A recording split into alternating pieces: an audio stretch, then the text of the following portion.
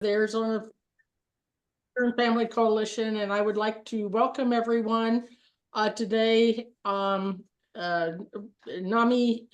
Yapapai and the Northern Arizona Peer and Family Coalition put on are the host of Mental Health Monday. And this discussion is very exciting to me because I started my recovery through art. And I think that if I had not found that, I might be still in the mental hospitals. So I will turn it over to Lori. All right, thank you, Kathy, and thank you everyone for being here today. I'd like to introduce our presenters first. We have Tina Whitlock Mazurek, who is a dedicated Polara Health Peer Support Program Manager with a passion for community engagement. She has successfully brought the Art with Lived Experience show to the community for the second consecutive year. The second time was last Thursday evening in Prescott. It was a fantastic experience. Tina's also an enthusiastic arts and crafts facilitator committed to promoting creativity and wellness in her community.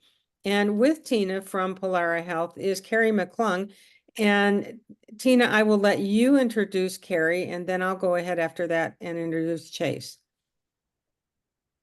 All righty, Carrie is on our Partner Advisory Council, which we established back in 2019. And she is kind of my cohort or co-host of my Art with Lived Experience art show, as she helps with a lot of the planning and behind the scenes things in the Art with Lived Experience art show. And I have known Carrie, oh my gosh, for almost 10 years now. At least. So, All right.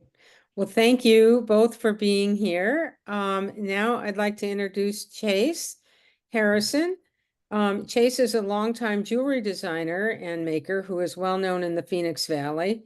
He has worked for Hope Lives for 12 years, teaching others to design and make their own creations using semi-precious metals and stones. Chase's own recovery story led him to his passion of providing peer support. Thank you, Chase, Tina, and Carrie for being here. Well, I would like to add Thank you. one little piece about Chase.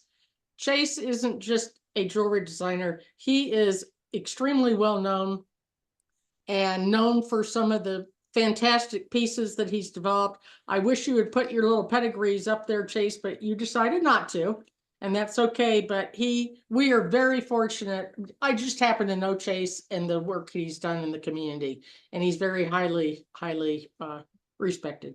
Well, thank you. I've been in the field a long time, and I have done work with major galleries and outlets such as the Phoenician Hotel and things like that. But it wasn't really until I entered into helping and giving back to the community did I really learn the power of art. It served me better when I was giving it away. Okay. So thank you for the introductions. Now I'd like to start with Tina and Carrie to share about how art has helped you in your recovery. Tina? you want me to go first? All right.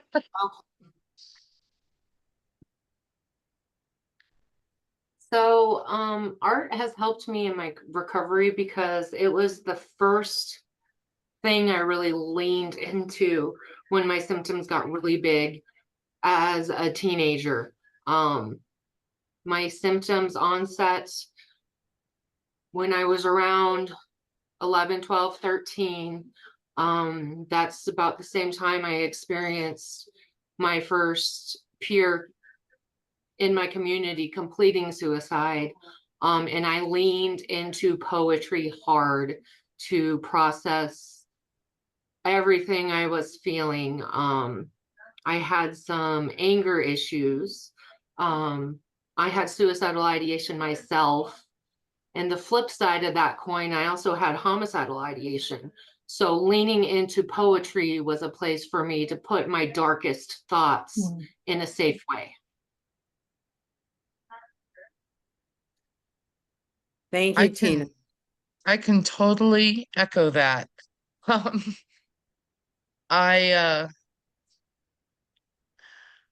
I have always been symptomatic from the time I can earliest remember.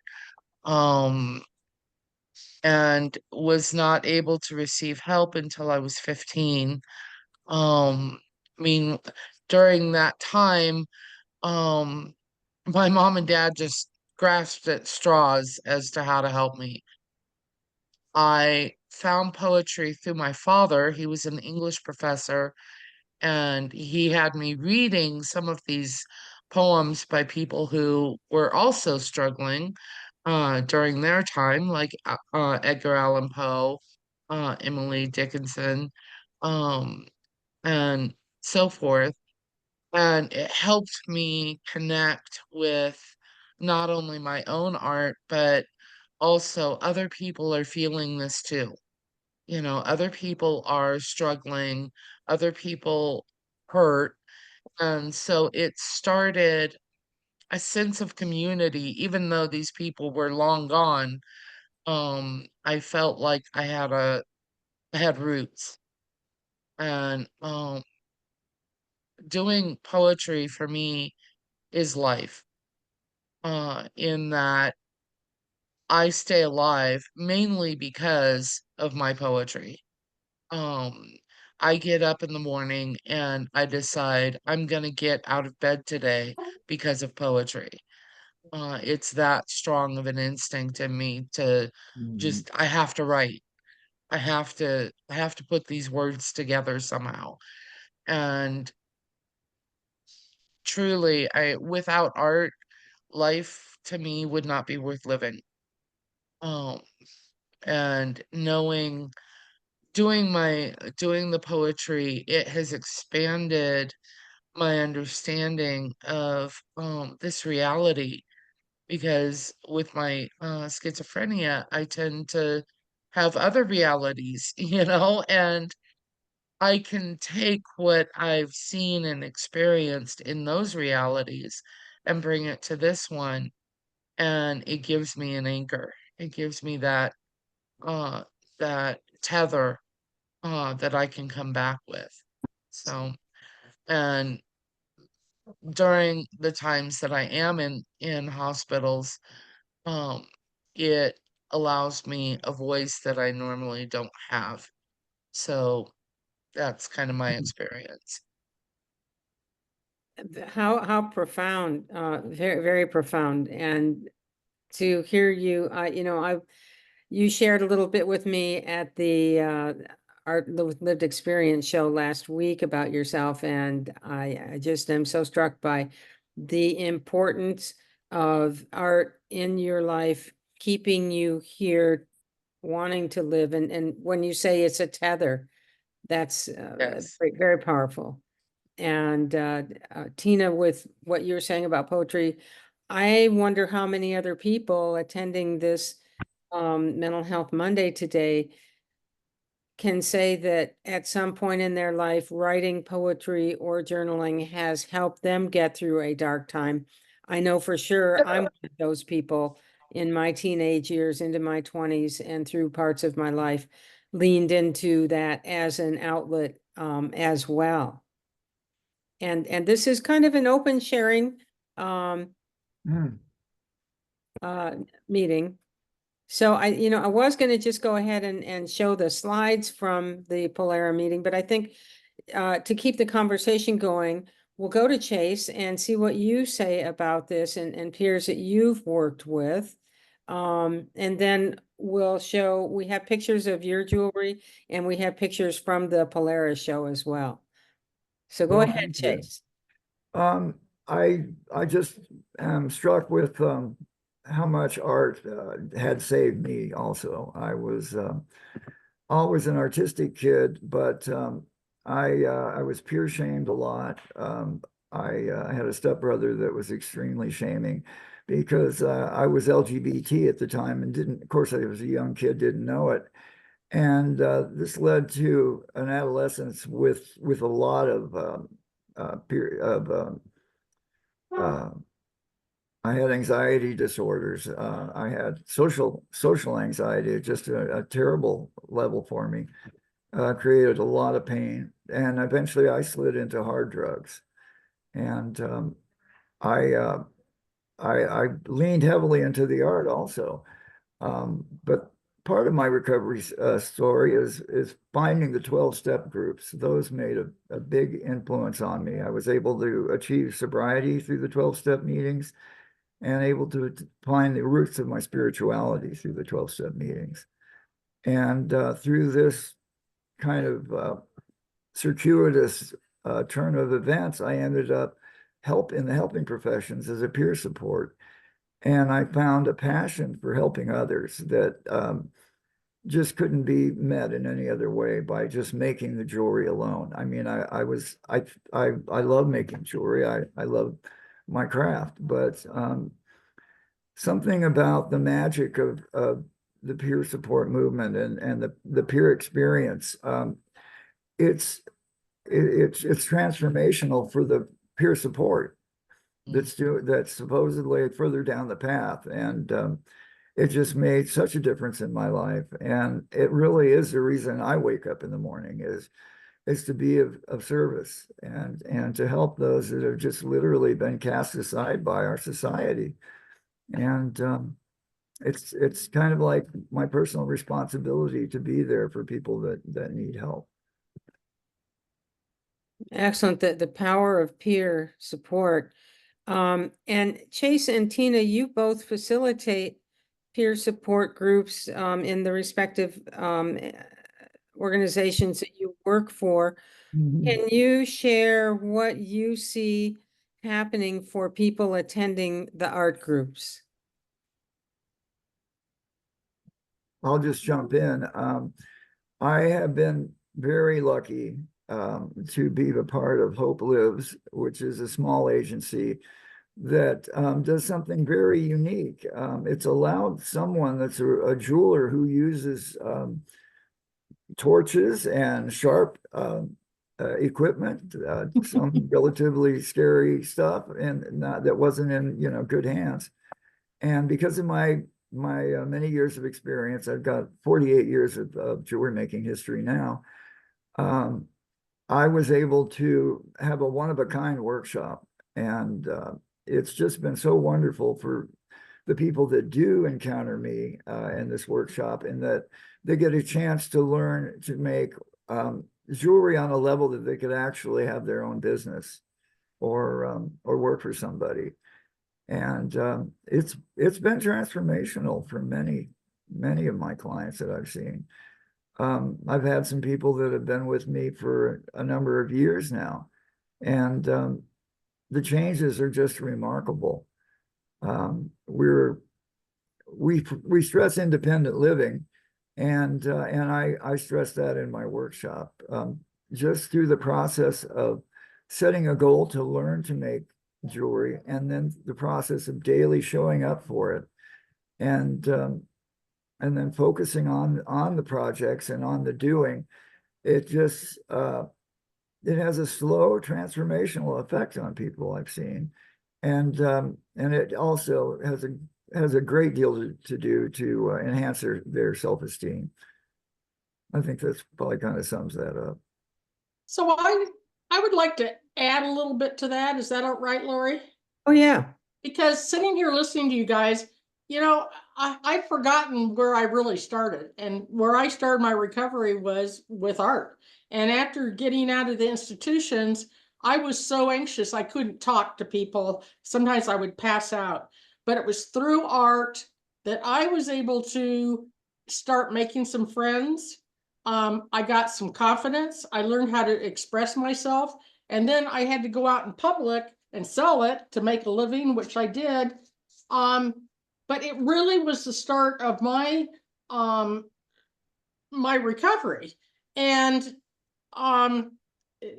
when I first joined the system, I'd forgotten all about it. I joined the system through Art Awakenings and through doing a volunteer work with Mike Franzak and some others to some of the sites. I would just go around and make Christmas trees out of pine cones, and because I felt I had gotten so much from this. And so thank you for putting this on, Lori, because I just kind of drifted away and forgot what really was the biggest thing that helped me in recovery. Yeah, art is strong roots for recovery for a lot of us. Deb J, you have your hand up.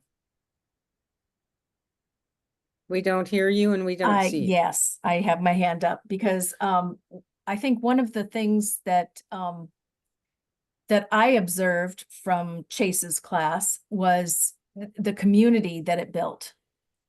There was a community within a community. And it wasn't always a kumbaya community, but it definitely was, it definitely was and is a community. And I think about how when I'm creating, my brain slows down enough so that I can think as well at the same time. And I'm just in here and sometimes I don't have to think at all, which is really, really sweet. I'm just concentrated on what am I getting this, is this color right from what I want? Is this, is this in the right place? Is this, is it happening? And oh, okay, it happened entirely different like I thought it would, but I can go with that flow too. And the community built within that jewelry class has been amazing and long-standing for years and years.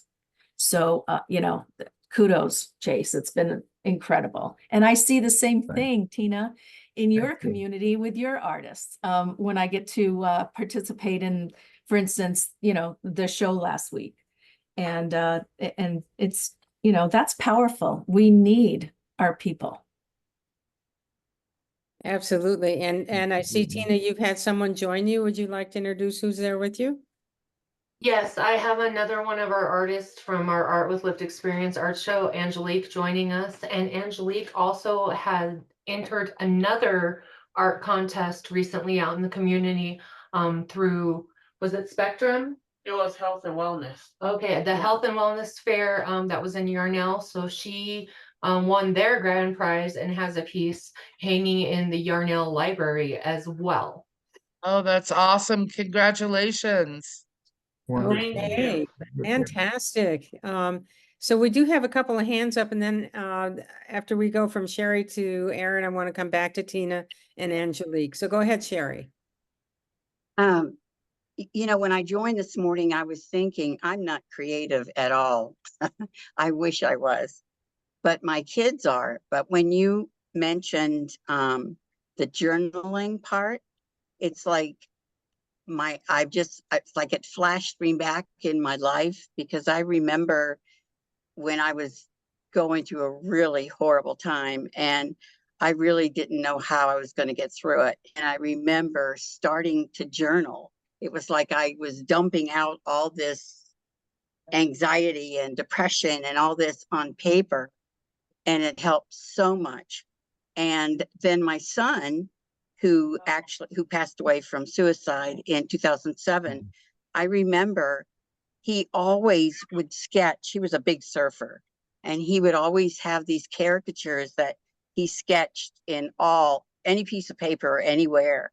And I don't think I ever looked at it as being creative, but in retrospect, listening to this talking, I can see how it would have been one of the things that helped him get through some of his tougher times. Thank you for sharing that. And I wonder how many other people here, there's been a couple of comments in chat about how things have helped other folks related to art and writing. But I wonder how many other folks are kind of reconnecting to that part of themselves and recognizing, oh yes, this has been an integral part of my recovery. Whether I have forgotten or lost touch with it, it's still there. Erin, you had your hand up. Did you want to share something? Sure, I will quickly. I just listening to the conversation, it had me remember, at different parts in life. I think recovery sometimes can feel like a wave in some aspects. Art had can be such a tool for finding your voice. Hmm. And sometimes that voice is not with words. And I think in some ways, even if it was the, the rebel voice inside, just so much gratitude for this topic today. I think you were spot on. I'm connecting with even that teenage Erin, right? That sometimes comes out at different parts, whether I want her to or not. But yeah, I have a lot of appreciation. So thank you for, leaning into just your creative side and sharing that with others. It's extremely meaningful. That's all. Well Thank done. you. Well Thank you, said. Mhm. So, Tina and Angelique, would you like to share anything about how art has impacted you, benefited you in your recovery, or those that have participated in the art classes that you have facilitated? For me, kind of what Erin just said, it's come in waves and many different mediums. Poetry may be where I started as a child, but I've learned, for me, poetry comes out of a place of darkness, anger, and depression. So as I have moved out of that feeling, and into expanding different feelings, I have tried many different art forms, painting, drawing, ceramics, jewelry. I grew up very rural in Cordes Lakes, Arizona. So I tried wood burning, leather work, bead work, something to keep me busy, because staying busy keeps me from going down the rabbit hole. And it's that rabbit hole that we all need to stay out of, because that's where the spiral comes. Oh, boy. Would you like to share, Angelique, how art? Art has helped me express myself. I joined a writing group probably about a month and a half ago, and I started writing poetry again, and I was amazed how instead of giving in to the depression and anxiety, I was able to put it down on paper and just made some awesome poems about what I go through on a daily. And just the same with creating art pieces, when I'm able to get out of that mindset and draw. And I'm just amazed what I come down with on paper or on canvas. All right. Okay.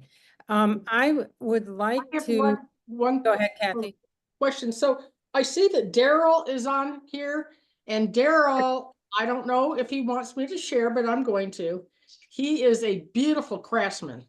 And I have in my living room one of his tables, his wood tables, and I just adore it. So maybe Daryl could share a little bit.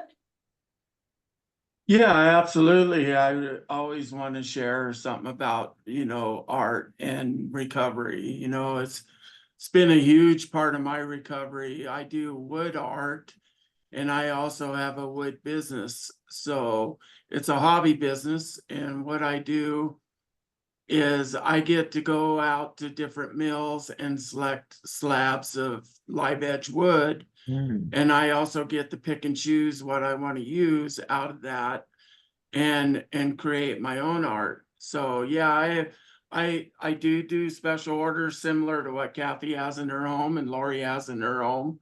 I do those, but my heart's really into like dioramas with animals, a lot of different type of, I try to do something that artists aren't doing, that is the run of the mill type wood type crafting work.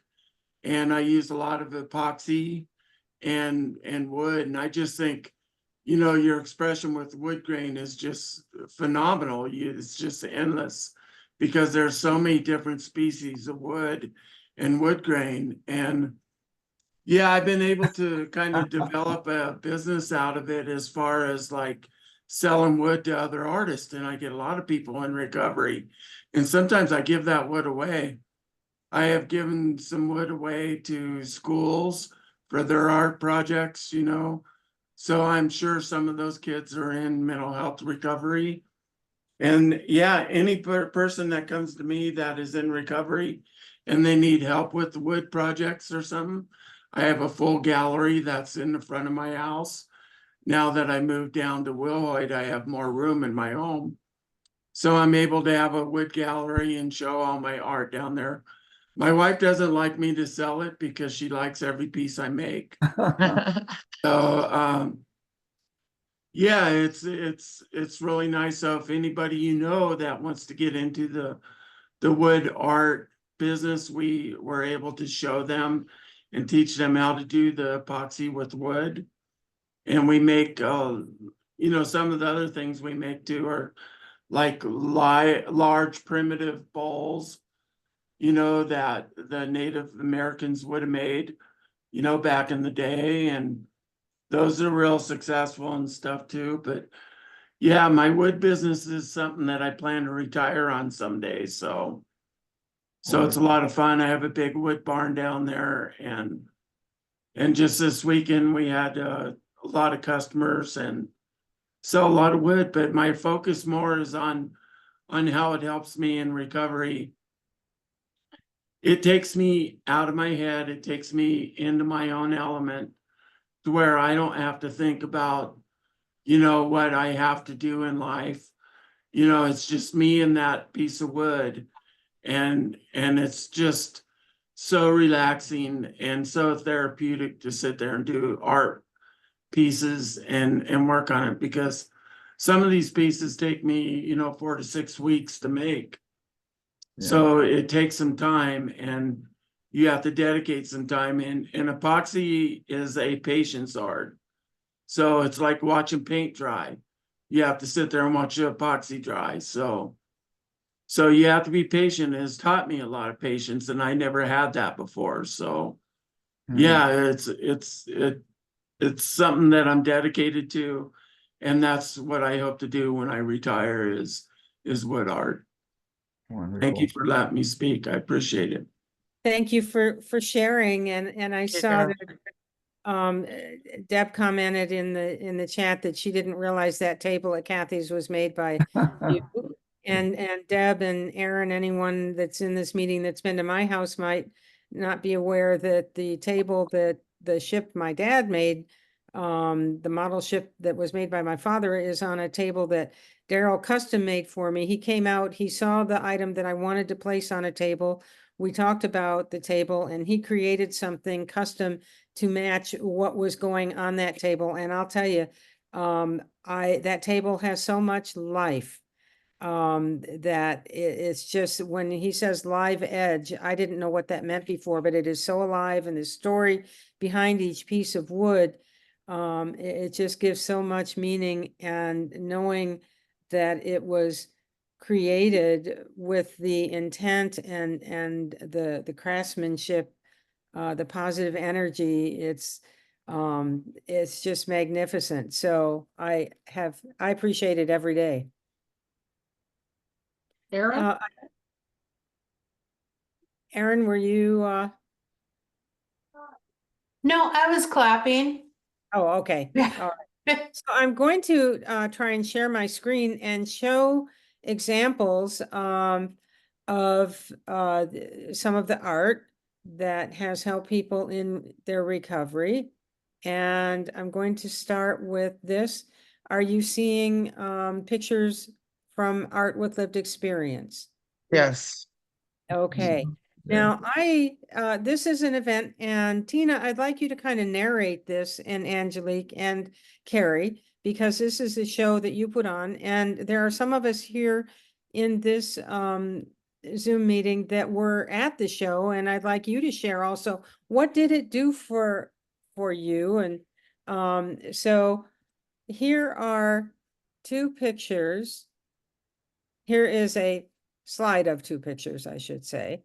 And Tina, if you'd like to comment, I started with the one that has everyone's welcome sign in the back, because I thought, well, that just kind of set the stage. But Tina and Carrie and Angelique, any comments on these? Well, the Dark Forest was one of my favorite submissions this year. I Yeah. don't believe our artist was that created that was present at the event. But the second picture, Rebecca's Lucy, is that one is titled, is created by a young lady working with Perry Arts, which is a work adjustment training in the community developed by a former DSP that used to work with I think it was Family Support Services, CFFS is what he used to work for. And what he does is he helps artists set up online stores and with graphic art. So her anime creation is available for sale online on t-shirts and on bags and all sorts of things. So he is helping her create her own online store so she can make a living off her art if she'd like to. That's wonderful. That's that- awesome. Wonderful. And that speaks to what Chase was saying about helping people learn an art that they can become independent and sustain themselves with. Yes, if I could just jump in, it's very empowering to have a little income coming in, and it's just it's very empowering to master a craft. That's something that really adds so much to your self-esteem. And I was just going to well, that's it for now. Thanks. No, you can say more. I was just going to the next slides. Okay, well, just the power of being in the now is so much, I think, of what makes jewelry therapeutic. You actually move into a different sphere of your brain that's conscious, more conscious in that state. And I guess we probably all heard of the zone, but it's a real state that you enter. And Yeah. I think it has wonderful effects on not just the consciousness, but your whole nervous system. And there is information, there's science that can back that up. Absolutely. Thank you for bringing that up. Lori, out of all of the art submissions for our art event, the one that was most powerful to me was the hand holding the heart. And I think I see it in your on your screen as well. It invoked so much feeling, so much passion in me that I really it lives in my head still. Um, it uh and to see that, you know, the artist put religious literature as a part of it, I thought was just fascinating and was kind of a high point for me in the art exhibit. Nice. Wonderful. And Sure. that's where the recovery, it has the impact on the artist and those experiencing the art. Right. Right. What I love about this slide, Lori, is that the butterflies are diamond dot art. And diamond dot art I have had in my craft classes for about the last 10 years now. And so many of my peers have found such relief and patience from doing that diamond art. I personally don't have the finger dexterity or the patience to create some of those beautiful pieces, but it is a pre-made art kit that has taken over my clinic by storm, and I love the diamond art. All right. Here are two more pieces. One of these pieces is actually Angelique's, if she'd like to describe it. I led the mind to interpretation without drawing all the parts. So I was working with negative and positive space, and I kept staring at the ink blotch, and I was like, this starting to look like hair to me. So that's how I end up drawing the eyes and the mouth and nose and just a little bit of the chin just to give the interpretation that the whole face is there. And that's what I came up with. Looks very polished and very professional. Thank you. And That, is this one that Deb bought, this next one? I'm in the Deb is process of it. One, yes, I'm going to reach out to that artist later today. That's Awesome. fascinating. yeah, very inspiring. And Angelique, thank you for sharing the process of what was inspiring and where it went and how it started. Because when we begin a project, we don't know the outcome That's necessarily. true. That's It's true. Oh, yeah. My stepfather was an artist and he talked a lot about the happy accident. Yeah, Yeah. So Absolutely. here are a few more exhibits from the show. that's Yes, the we piece had, in the back that I was referring to. yeah, that was one of my favorite pieces as well. The Interesting. heart and the being ripped out of the canvas. I loved the different mediums that we had submitted, the drawing, the photography, the painting. I did get to speak with this artist, and she said that she created the paper mache hand with her own hand. So she had to use some patience to sit there with Oh, wow. holding her hand in that position and letting the paper mache dry. Wow. And that's this piece that you're speaking about. Yeah, And it does, it comes off of it's three-dimensional. It comes right off of the background. There's talent there. Okay. Mm. Now, I happen to know the artist who did these paintings, and I apologize. When I increase the size of things, it distorts it somewhat. But this gal, I have known her I've known her for many years and watched her progress through her recovery. And art is something that she does every day. And if she's in a group with you, she'll have her pen or her pencil, she'll be drawing something all the time, and she's just absolutely amazing work.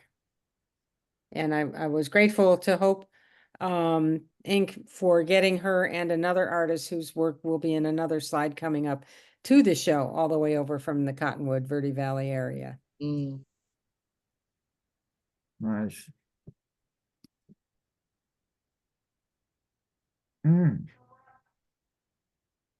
That artist, this is their second year submitting their work into Art with Lived Experience. They have a very unique perspective, giving their unique lived experience. Wow.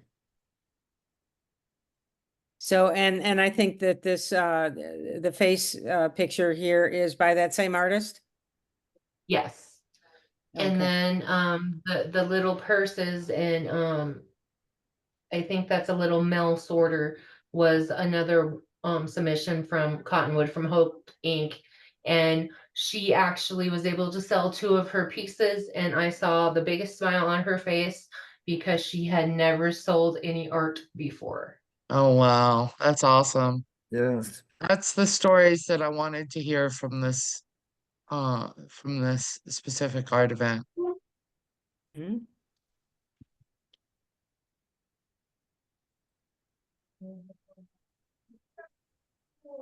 So this is the last slide I have from that show. I think we have some more of Angelique's work there. Yeah, the third picture on the right. I love that So cat. Yeah, Thank the you. Cheshire Grin. Thank you. I digitally painted that one. Oh, So this year we allowed our artists to set up booths and sell their art, which was a first. And that is something I want to make happen every year. For me, the biggest gift I get out of the event is seeing the smiles on my artists' faces. Sometimes I see my peers at their worst, because I'm there to support them at their worst. But to be able to see them at their best and the smile that comes along with that, that's what it's all about.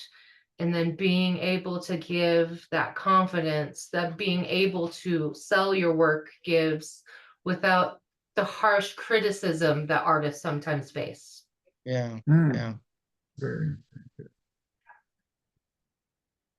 Okay, now I'm going to, it's going to take me a minute here. I'm going to try and share my screen again. I have to bring up what it is that I want to share.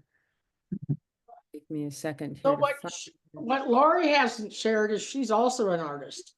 And maybe Oh. her artwork has helped prevent her from developing a serious mental illness. Or maybe.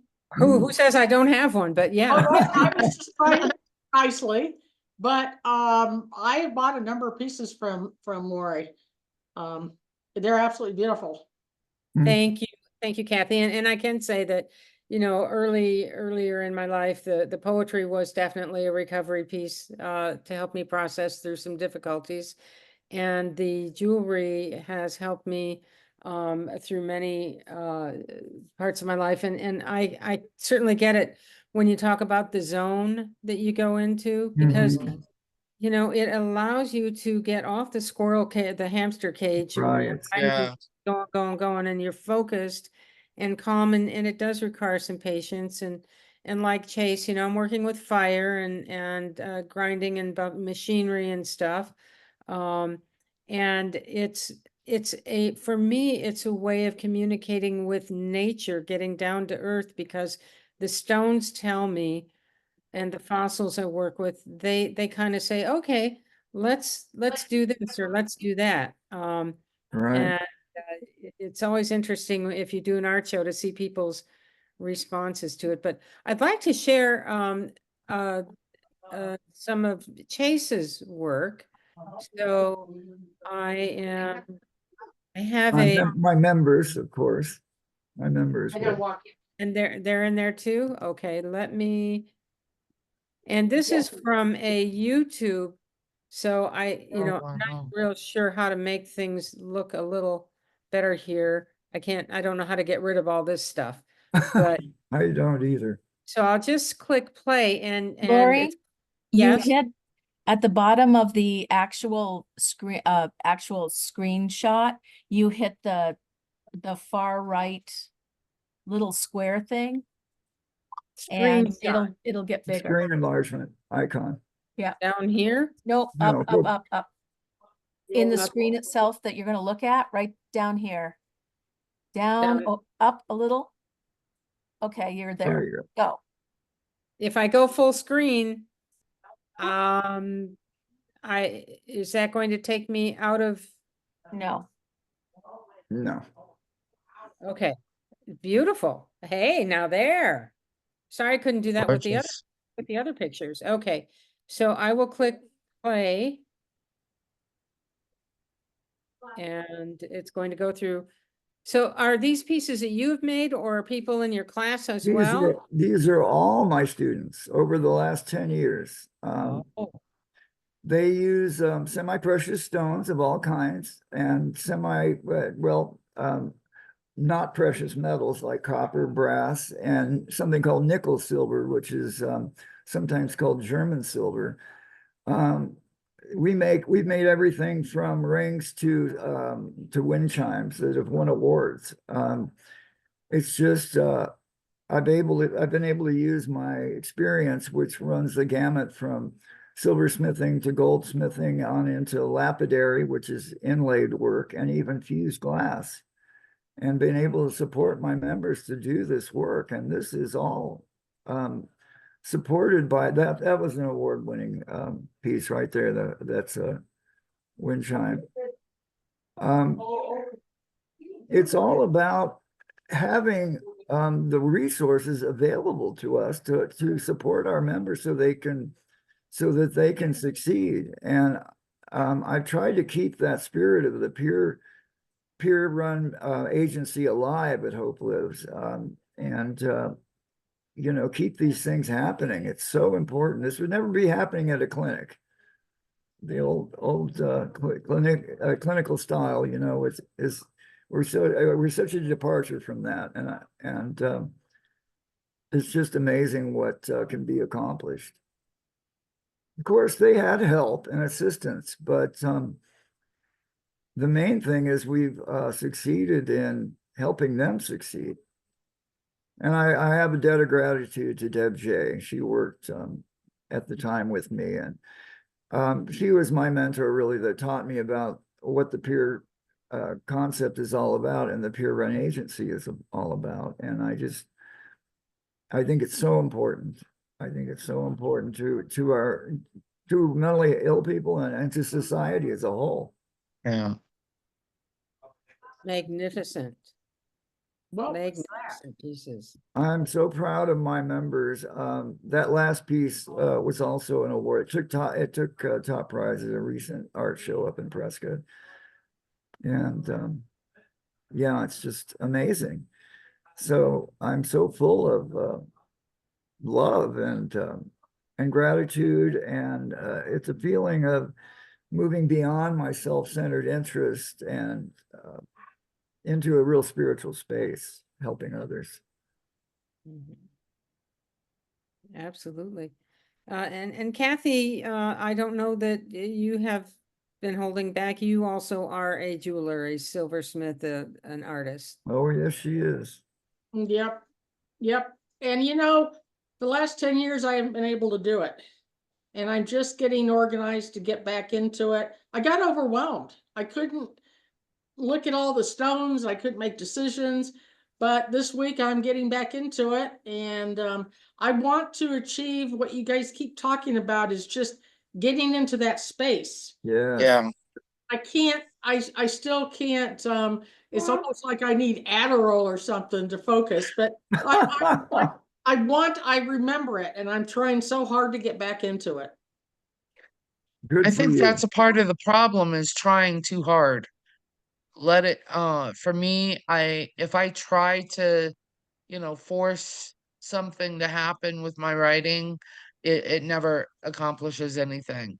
But if I just let go and let it ride the way it's gonna ride, that's when my special pieces are created.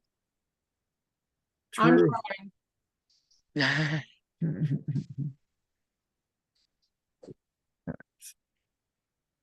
So who else in this group here would like to identify as an artist and how it has helped them? Everybody's being modest. All Yes. right, Libby, go ahead.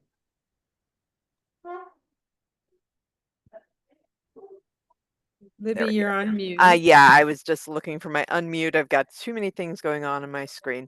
So I have been an intermittent artist all my life. I started off with poetry and prose when I was a very angsty, undiagnosed at that point teenager.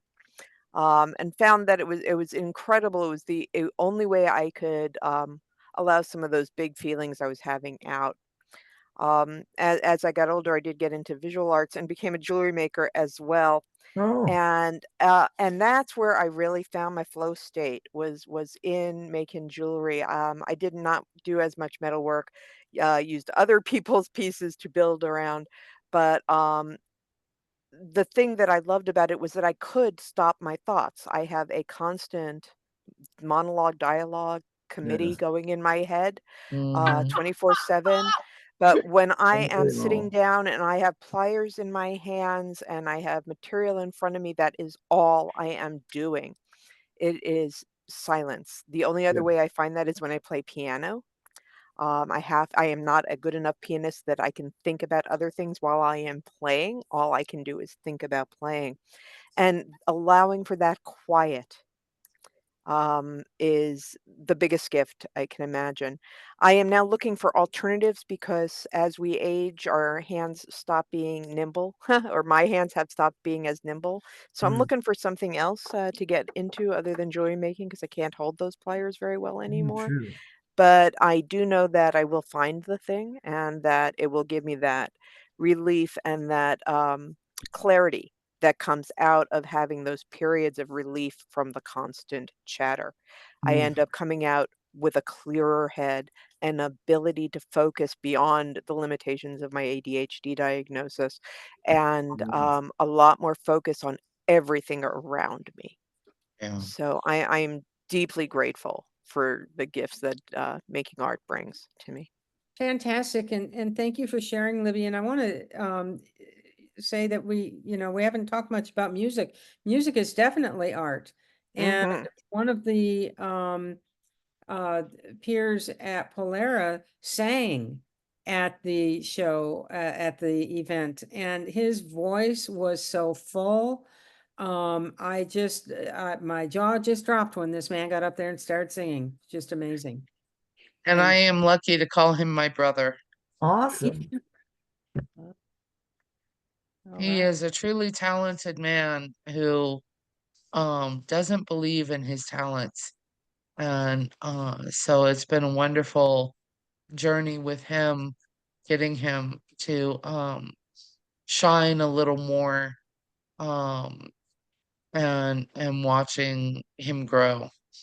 Mm, nice. Angelique would like to say something. Yes. Oh, I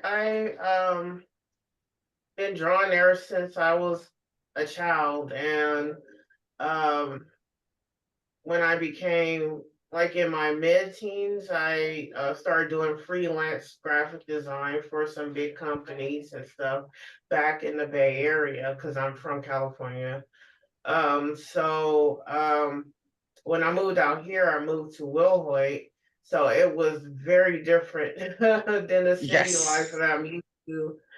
But it helped quiet down the traffic of just the Mm, flooding thoughts that I had running through my mind, and being able to take the quiet in a different aspect than me being depressed and just hiding from the world. So it helped me to push myself to use that quiet and to actually get into this space where I can create some really awesome artwork, mhm. and just let go and express myself, and um be in peace with like just nature. I actually pulled over a couple of times to appreciate the things I see outdoors out here, which is way different than California, and take that and create some awesome pieces from what I got to experience being outdoors here. Um, so it helped me, I guess, a little bit get out of that shell of just being really introverted, and putting myself out there instead of Yeah. just being afraid. Right. Fantastic. Well said. Sabbath, Okay. you have your hand up. If you'd like to come off camera, you're welcome to. Okay. I guess I just wanted to share because you mentioned music, and just wanted to share that music saved my life plenty of times. Mm, I recently was a speaker at the Out of the Darkness walk, and in order to do that, I went back and looked at this notebook that I had since when I was a teenager, and I used to write and draw. It was like my outlet, and still sometimes I do that. But it was really interesting to me to go back and look at all my art from when I was 15, 16 years old, and my writings and stuff, and and I could just sense all the pain and the cry for help. And I just wanted to give myself a hug when I was 15, 16. And but then just how it has evolved, like as I grew older, how my art has evolved too with me. And now when I play the guitar, it's more like a happy, more happy sound. Or but yeah, it's just like I go in the zone, and it's just me and my guitar, or me and my pencil, or my piece of paper. And so yeah, I just wanted to share that definitely art and music have helped me through a lot of my darkness and happiness, and everything that goes with having a mental health challenge. Beautiful. Thank you so much for sharing. How profound. Heidi. Hi. Yeah, so this I've been in all different arts ever since I was a little kid. Acting and singing is where I started, and looking back on it, and then I also had started getting into jewelry and wire jewelry, and my mom had a salon and let me sell my stuff in her salon, and I started thinking about it. She suffered with serious mental illness, and she put so much energy into my talents and my art. And there's a part of me that thinks back, like maybe that helped with her mental illness in some way. It was always very confusing for me as a kid, but she was always my biggest fan, and she really helped me express myself in whatever way I could. And she went above and beyond to do that for me and my brothers. They were more sports kids, and now I do it. I did poetry. I tried painting through different periods of my life. Definitely still do jewelry, but having her be my support when I was so young, and learn that coping mechanism, I'm thinking about it now, and I never considered that. Oh, But I'm Love really that. blessed to have had her. lovely. And I'm sure she would say the same of you. Blessed to have Absolutely. you. And how beautiful for the mother-daughter connection and the support. And Yeah, she would honestly start a craft and have no patience for it, and then have me do it, and I just loved it. So she's like, here, make 18 of these candles for all of our family. And I'd be like, okay. Wow. Yeah. magnificent. So I didn't realize you were a jeweler also. Do you wear pieces that you made? I'm wearing this one today, not often. I really enjoy other people's art to wear on my body, but I do like home shows, or like little craft shows when I have the time. I really enjoy it. And I make a lot of gifts for people, like Chase was saying, being able to give it, it does a lot for me emotionally. So Absolutely. yeah. Oh, lovely. Yeah, thanks for Thank you. sharing. Thank you for sharing. Yeah, thanks for listening and watching my cry face. Oh. This is what we do. This is our community, and this is where we are. Glad to be together. So Sabbath, you brought something up in the chat about dance. There's another art form. Mhm. And dance, it takes so much discipline, and talk about getting into your mind and syncing with your body. My goodness. So your question was, are there any other dancers in the room? Closet And dancer. Disco dancer.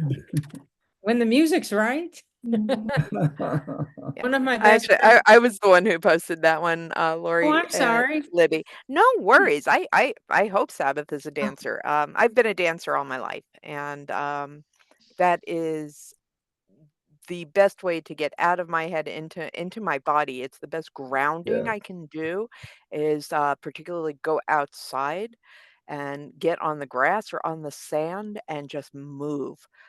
Connect to everything around you. You can I get passionate when I talk about dance. it's a way of connecting to the entire universe because you're using all your senses at once. And moving your body in tune with whatever you're feeling at the moment.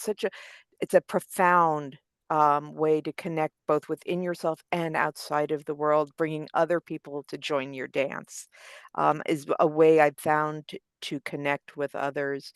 Um, in non in a nonverbal way where we can just commune through our spirits, if for lack of a better term, and our motion in the world, through the world. So like I said, I could go on and on about that, so I'll stop now. All right. Thank you Well, for I sharing. have a little secret to share. So I found some tap shoes at the thrift store. I like nothing better to hear that noise on pavement. And so when no one is around, I get my little tapping shoes out and I dance. I turn Oh, the music. Catherine, I Good love for it. you, Kathy. Right on. Oh, yeah, I get, that's quite a visual. Oh, thank you. Thank you so much. Wow. Glad to know that. One of these days, I'm going to ask you to give a Oh, demonstration. no, I absolutely will not share it, but I so love that noise and that feeling of just gliding. It's so wonderful. And Kathy, when you say I will not share it, I think it's important for people to recognize also that it's what art does for us. And if sharing it is part of it, that's fine, but it doesn't have to be. Right. You know, I've heard the in the moment and the experience in the moment is what really is so rich. Mhm. But I'm still going to call you out on it. Who else would like to share something about art or the experience that it's had for them or someone close to you? Aaron just I'd like- mentioned drumming, and I have a particular love for drumming. I've I've not gotten a chance to do it as much as I would like, but it's that heartbeat rhythm that just calls to me. And I would like to share, so Erin and her wonderful husband came up to visit me this weekend, and he is a musician. And what that I found fascinating was that his music reggae is very much in synchrony to his religion. And it's all part of a life experience. And I've got the name of the religion. I've just started to do some, maybe I don't have it right here, but I'm doing research on it. And maybe you could share a little bit more, Aaron, if, oh, there it is. Rastafari. Rastafarian. Yes, yes.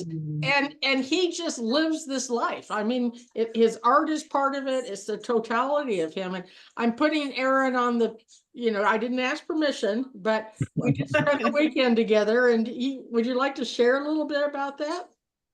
Sure. I can say that, I think spirituality can be closely related with art in a lot of ways. When I was listening to, I believe it was Libby, when you were talking about dance. And I think, I could relate when you were talking about dance with drumming, and a lot of the drumming, it's called Bobo Ashanti drumming, but it is the sound of the heartbeat. It's a certain rhythm, right? And so part of some spiritual practices, Rastafari and the Marcus Garvey movement is Marcus, yes. yeah, I haven't quite shared about this in this way. So this was new, Kathy.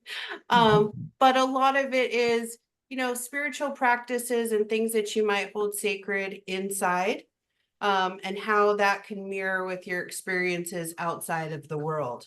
So my husband recently played at the Third Mesa, and he's done some music with in Hopi Land with a singer named Casper. And what we were sharing with Kathy is a lot of, it's really storytelling. And in this certain art form, Rastafari, as well as some indigenous cultures, they share the story of oppression Yes. and overcoming and how to, you know, have kind of these belief systems. How do you hold those true for yourself at the same time living in different communities today? Mm. So, my husband plays music. I went to sound engineering school. I don't play music. I play drums when nobody's home. Any percussions I can get my hand on. But more than anything, that's a release. So I would just say I think it's a good way sometimes it's emotional release a lot of times. You know, I think there are things that music can share that are more powerful in the tune than in words. Oh, yes. So Thank you. that's what I'll share about that for today. That's, Thank you for And that. I Thank will, you. I'll share one thing. thank you. This is my new friend.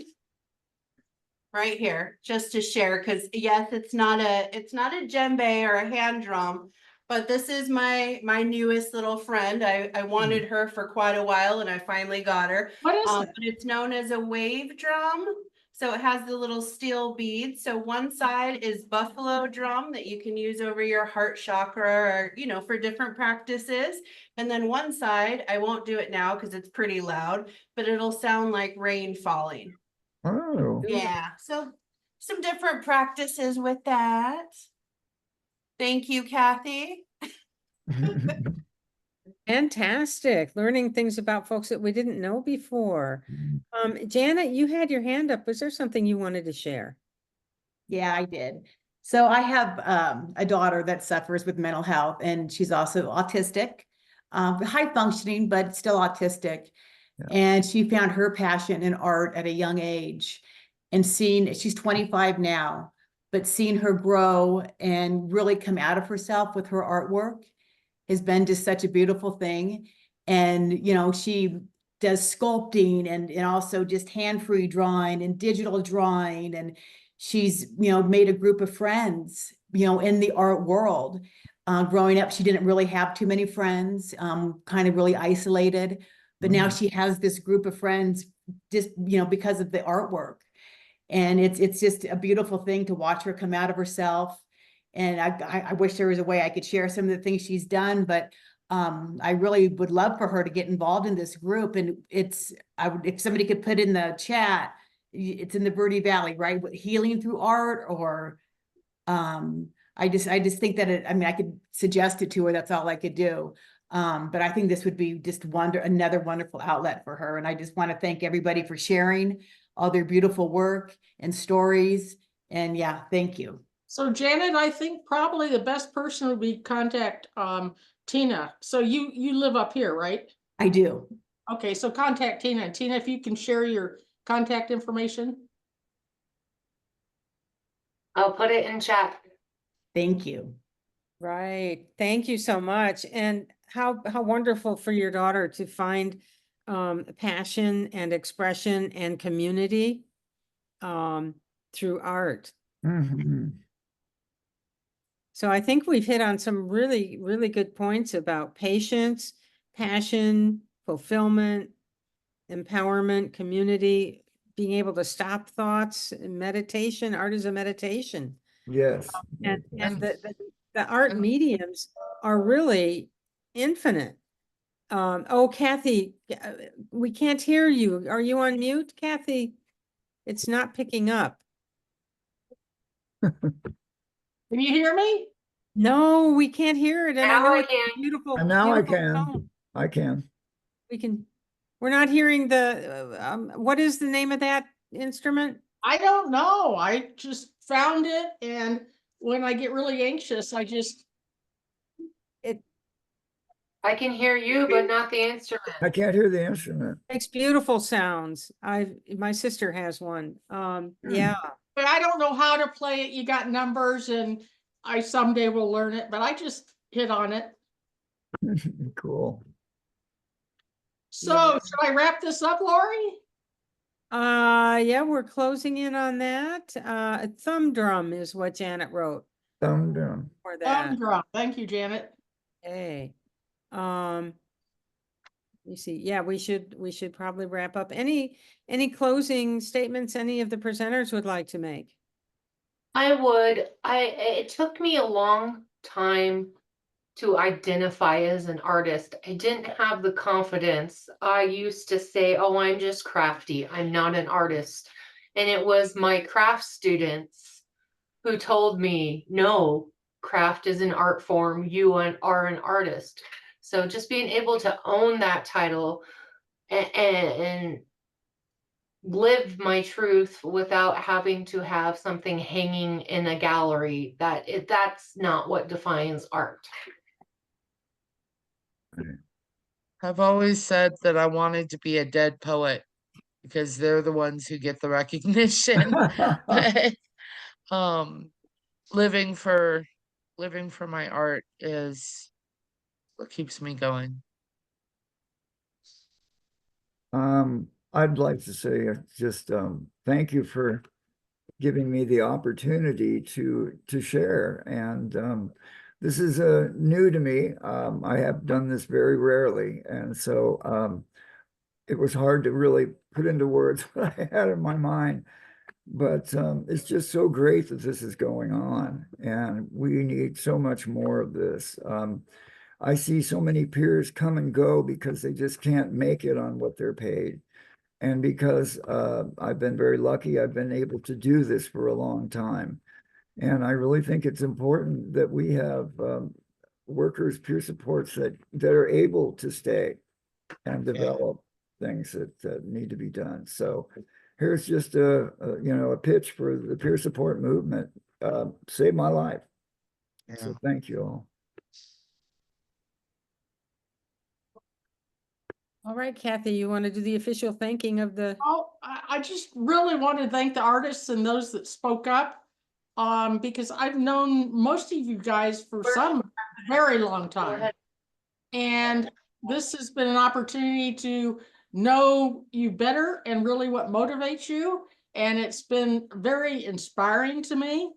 For me, art is a way to re-enter or to enter a society and to develop friends and to learn about yourself and to have that self-confidence. And I think we've all seen that today. And it's something that we've got to share that message with the rest of the community and have more opportunities for people to actualize themselves and their work. And Chase said at the end, you know, how art is a way you can support yourself. Well, I paid for my graduate work doing art. And I'll share a little tidbit. You don't have to report the sales. All underground, no taxes. I'm just saying. Just saying. So thank you guys again. Thanks, Kathy. And thank you all. I'm going to stop the recording.